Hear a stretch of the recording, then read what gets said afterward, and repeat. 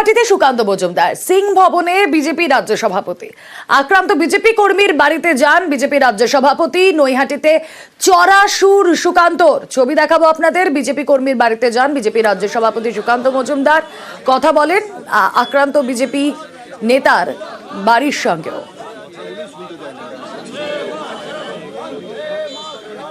আমরা ছেড়ে দেবো না, যদি আমাদের পার্টির নেতা, সেটা অর্জুন সিং হোক, আমাদের জেলা সভাপতি হোক, বা সাধারণ কোনো কর্মী হোক, তার বিরুদ্ধে যদি তৃণমূল কোনো চক্রান্ত করে, আমরা যেভাবে লড়াই করতে হয় সেভাবে লড়াই করবো। যদি কোর্টে গিয়ে লড়াই করতে হয় কোর্টে গিয়ে লড়াই করবো, আর তৃণমূল যদি অন্য ভাষা বোঝে তাহলে সেই ভাষাতেও করবো। কিন্তু আমাদের এমন কিছু করতে বাধ্য করবেন না যেটা ভবিষ্যতে আপনাদের জন্য ক্ষতিকারক হয়।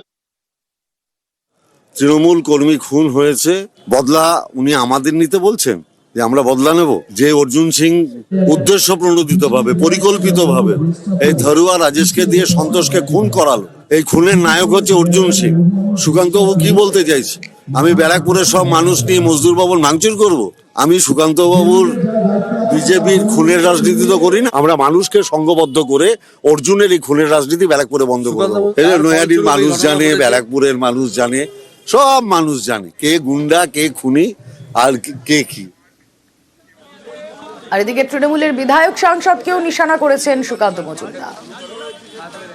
সনদ বাবু এবং এখানকার সাংসদ দুজনকেই কিন্তু পরিষ্কার বলে দিচ্ছি, গুন্ডামি করতে আমাদের সাথে আসবেন না। দেখুন, গোটা ভারতবর্ষে কতগুলো স্টেট বিজেপি চালায় আপনারা জানেন, সেখানে কিন্তু গুন্ডার কম অভাব নেই। কিন্তু আমরা পরিষ্কার বলে দিচ্ছি, যে সমস্ত গুন্ডারা তৃণমূল কংগ্রেসের কথায় বিজেপির বাড়িঘর এখন ভাঙচুর করছেন, আমরা কিন্তু খাতায় লিখে রাখছি, যেদিন সময় আসবে খাতা খুলে নাম বেছে বেছে কিন্তু হিসেব করা হবে।